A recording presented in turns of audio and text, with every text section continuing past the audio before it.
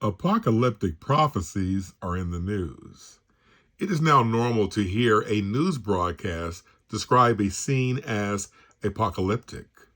Weather has become so tumultuous that 500-year floods are occurring annually, and so are scores of tornadoes touching down in one evening.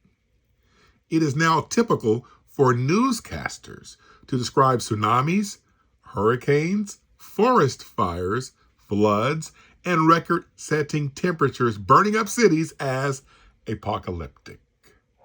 In the political scene, small nations are threatening superpowers by detonating nuclear weapons despite stern warnings.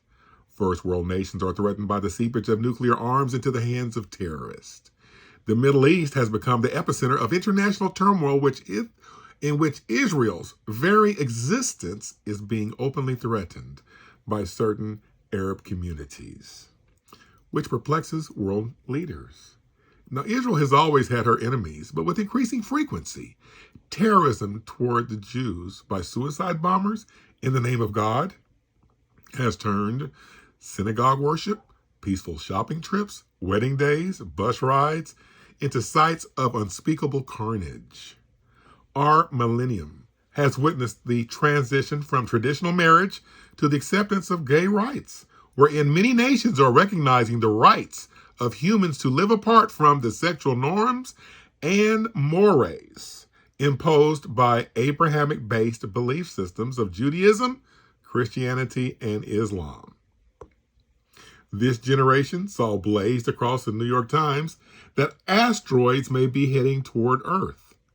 A small meteor landed in Russia recently. The United States experienced its first traumatic Mideast terrorist attack and responded by an unprovoked attack on Iraq and the defeat of Iraq's leader. Is all of this coincidental? No.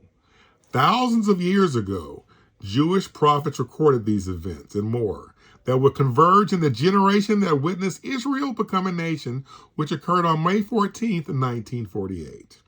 The prophecies once heard in church are now seen on television. But many are oblivious that these are Bible prophecies. Jesus told his Jewish people, when you see these things begin to come to pass, then look up, for your redemption draws nigh.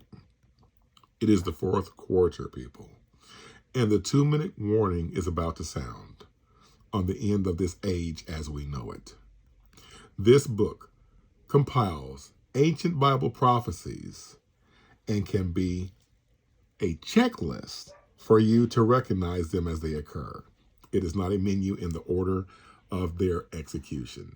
And the book is called Bible, Prophecy, and Trump, wherein Daniel chapter 8 is coming to pass. Daniel chapter 8 forecasts the rise of Alexander the Great as the king of Grecia, and then it says of itself, it also will serve at the time of the end when a king of the West that he refers to as a he-goat, having a stubborn personality, will make his nation very great. And then when he is strong, he will be broken from his seat of power. After air attacking Persia, which is the ancient name for Iran's leader, then the unthinkable will occur. The unthinkable is not the decline of America, although it is prophesied as well. The unthinkable is not Donald Trump doing time in prison. The unthinkable is in this book and in your Holy Bible, in Daniel chapter 8. Believe on the Lord Jesus Christ, and thou shalt be saved. Order this book on Amazon.com.